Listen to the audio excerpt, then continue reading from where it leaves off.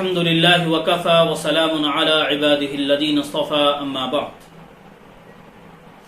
محترم ناظرین، السلام علیکم ورحمۃ اللہ وبرکاتہ۔ سورۃ الفلق اور سورۃ الناس کا آج ترجمہ پیش کیا جائے، پھر اس کا شأن نزول بیان کیا جائے گا، پھر انشاءاللہ اس پر کچھ روشن ڈالنے کی کوشش کی جائے گی۔ اعوذ باللہ من الشیطان الرجیم، بسم اللہ الرحمن الرحیم، قل اعوذ برب الفلق من شر ما خلق ومن شر غاسق اذا وقب ومن شر النفاثات فی العقد ومن شر حاسد اذا حسد۔ اللہ کے نام سے جو بڑا مہربان نہایت رحم والا ہے، کہیے کہ میں طلوع صبح کے رب کی پناہ میں آتا ہوں، ہر چیز کے شر سے جو اس نے پیدا کی، اور رات کی تاریکی کے شر سے جب وہ پھیل جائے، اور گرہوں میں پھونک مارنے والیوں کے شر سے، اور حسد کرنے والے کے شر سے جب بھی وہ حسد کرے۔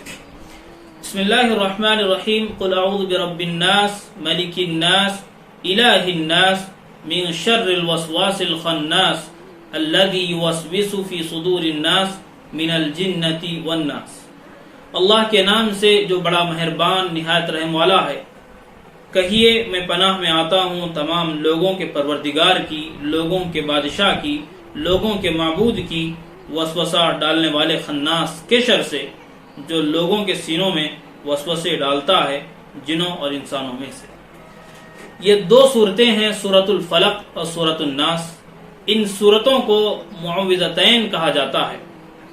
ان کی بڑی تاثیر احادیث میں آئی ہیں۔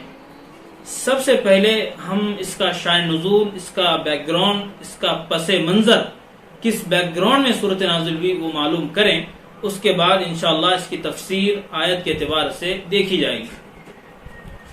سب سے پہلی بات تو یہ سمجھیں کہ رسول اللہ صلی اللہ علیہ وسلم کے مدینہ تشریف لے جانے سے پہلے مدینہ کی جو ساری پالیٹکس تھی، جو ساری اکنومک تھی، یہ ساری کے ساری یہودیوں پر ڈیپینڈ تھی، انہی کا غلبہ تھا۔ اسی لیے مدینہ میں دو قبائل تھے، اوس و خزرج، وہ ہمیشہ آپس میں لڑا کرتے تھے، اور ان کے اکثر فیصلے یہودیوں کے پاس آیا کرتے تھے، اور وہی یہودی ان کے فیصلے کیا کرتے تھے۔ دوسری بات یہ ہے کہ پوری تجارت تو یہودیوں کے ہاتھ میں تھی، مدینہ کے لوگ بھی اپنا مال مارکیٹ میں بیچتے تھے۔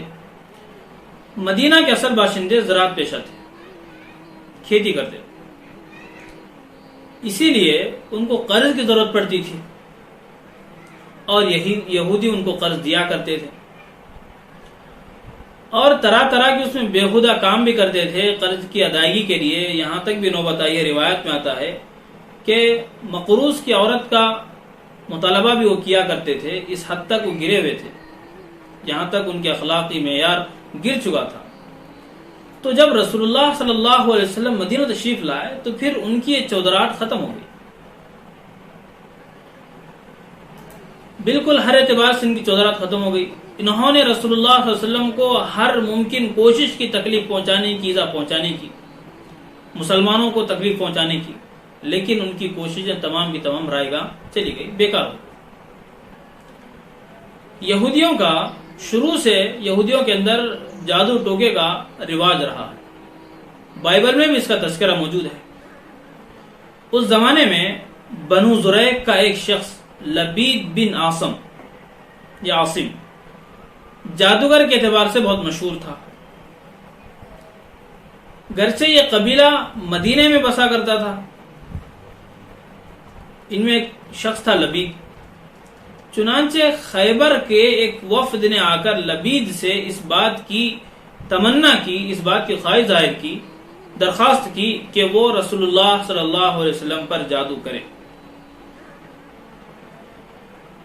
ایک یہودی لڑکا جو حضور پاک صلی اللہ علیہ وسلم کی خدمت میں آیا کرتا تھا، کسی طرح اس کو بہلا پھسلا کر آپ صلی اللہ علیہ وسلم کا کنگا یا اس کا ایک ٹکڑا اور آپ کے بال کچھ حاصل کر لیے گئے۔ لبید اور اس کی بیٹیاں بھی جادو میں ماہر تھیں، ان بالوں کے ذریعے رسول اللہ صلی اللہ علیہ وسلم پر جادو کیا۔ اب ان چیزوں کو نر کھجور کے خوشے میں، جو کھجور کا خوشہ آتا، اس خوشے میں رکھ کر بنو زریق کا ایک کنواں تھا، اس کنویں میں پتھر کے نیچے رکھ دیا۔ رسول اللہ صلی اللہ علیہ وسلم پر اس جادو کا اثر پڑنا شروع ہوا، اور یہ اثر بنیادی طور پر دو شکل میں سامنے آیا۔ ایک تو یہ کہ آپ کو بہت کمزوری محسوس ہوتی تھی، دوسرا یہ کہ آپ کوئی چیز قدرے بھولتے تھے کہ آپ نے فلاں کام کیا لیکن آپ کو پتا ہوا کہ نہیں کیا، یا فلاں کام آپ نے نہیں کیا، آپ کو پتا ایسا چلتا تھا کہ آپ نے وہ کام کیا۔ پھر ایک دن رسول اللہ صلی اللہ علیہ وسلم نے خواب میں دیکھا کہ دو فرشتے آئے ہیں، ایک آپ کے سرہانے پہ ہے، ایک آپ کے پیر کے پاس بیٹھا ہوا ہے۔ دونوں آپس میں بات کرنے لگے کہ ان کو تکلیف کیا ہے۔ ایک نے کہا ان کو جادو کیا گیا ہے۔ پھر پوچھا کس نے کیا ہے؟ پھر دوسرے شخص نے جواب دیا لبید بن عاصم نے کیا یا عاصم نے کیا۔ پھر ایک طرح سے سوال ہوا کس چیز میں کیا؟ دوسرے نے تفصیل بتائی کہ کنگھے کے ٹکڑے اور چند بالوں کو ایک کھجور کے خوشے میں رکھ کر فلاں کنویں میں رکھ دیا گیا ہے، اب اس کا علاج کیا ہے؟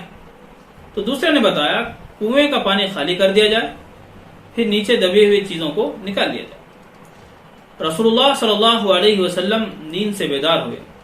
اس کے بعد حضرت علی رضی اللہ عنہ، حضرت عمار اور حضرت زبید رضی اللہ عنہ کو وہاں بھیجا۔ آپ خود بھی تشریف لے گئے۔ پہلے کنویں کا پانی صاف کروایا، پھر وہ پتھر ملا، اٹھایا، اس کے نیچے وہ غلاف میں بند تھا، اس میں کنگھی کا ٹکڑا اور تانت تھے، اس کے اندر وہ عمل کیا گیا تھا جادو کا۔ تو اسی وقت جبرائیل علیہ السلام یہ دو صورتیں لے کر نازل ہوئے، سورہ فلق اور سورہ ناس۔ یہ 11 صورتیں ہیں، اس میں 11 آیات ہیں۔ عرض کیا آپ صلی اللہ علیہ وسلم ایک ایک آیت پڑھتے جائیں اور ایک ایک گرہ کھولتے جائیں، جو گانٹی تھی ایک ایک گانٹی ایک ایک گرہ کھولتے جائیں، ایک ایک آیت پڑھتے جائیں۔ اس طرح 11 گرہیں تھی اس کے اندر، 11 اس کے اندر گھانٹیاں تھی، اس تمام کو کھول دیا اور جادو کا اثر ختم ہو گیا۔ آپ کو ایسا محسوس ہو گیا کہ گویا آپ کے اوپر سے بوجھ سا اتر گیا۔ تو یہ دونوں صورتوں کا شان نزول ہو گیا۔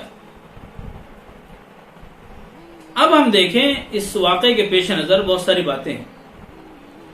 پہلی بات تو یہ ہے کہ اس سے ثابت ہوا کہ جادو کا بھی اثر ہوتا ہے۔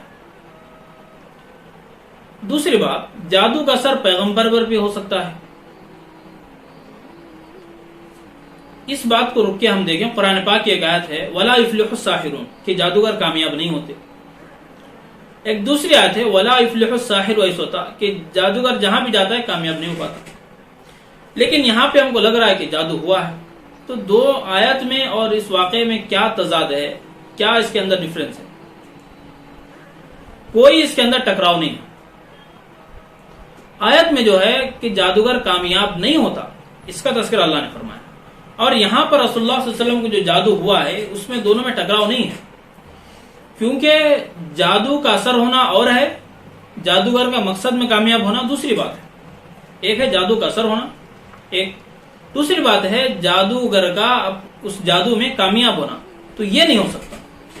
جو رسول اللہ صلی اللہ علیہ وسلم کے ساتھ ہوا، جادو کا اثر تو ہوا ہے لیکن جادوگر اپنے مقصد میں کامیاب نہیں ہوا۔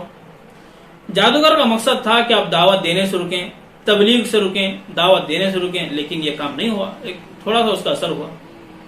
تو اس سے بات معلوم ہوئی کہ جادو کا ہونا الگ ہے، جادوگر کا اپنے مقصد میں کامیاب ہونا الگ ہے۔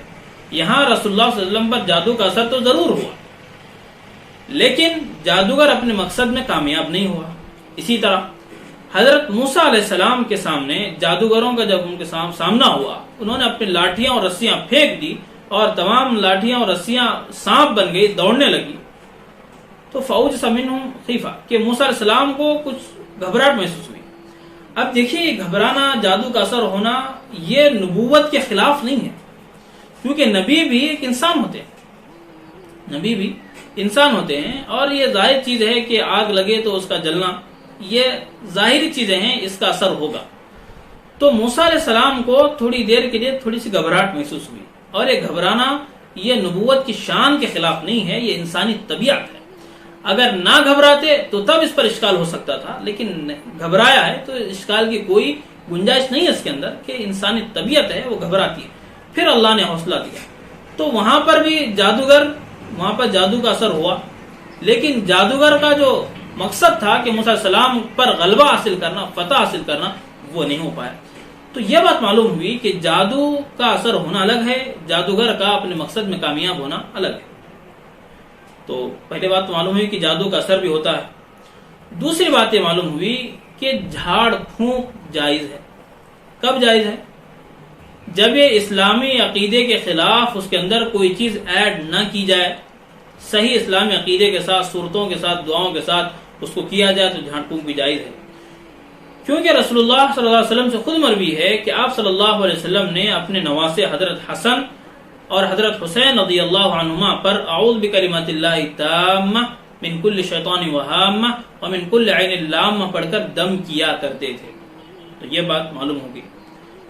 آخری بات یہ ہے کہ سورہ فلق اور سورہ ناس صرف تعوذ کی دعائیں نہیں ہیں، بلکہ قرآن مجید کی مستقل صورتیں ہیں۔ ایک روایت میں ہے کہ رسول اللہ صلی اللہ علیہ وسلم نے ارشاد فرمایا، در المنصور میں یہ بات لکھی ہے کہ آپ صلی اللہ علیہ وسلم نے ارشاد فرمایا کہ مجھ پر آج ایسی آیتیں نازل ہوئی جن کے مثل اس سے پہلے مجھ پر آیتیں نازل نہیں ہوئی۔ تو یہ تعوذ کے ساتھ ساتھ قرآن پاک کی مستقل 2 صورتیں بھی ہے۔ تو آج اسی پر ہم اکتفا کرتے ہیں، انشاءاللہ کل اس کی جو تفصیل ہے اس کو آپ حضرات کی خدمت میں بیان کیا جائے گا۔ وآخر دعوانا الحمدللہ رب العالمین۔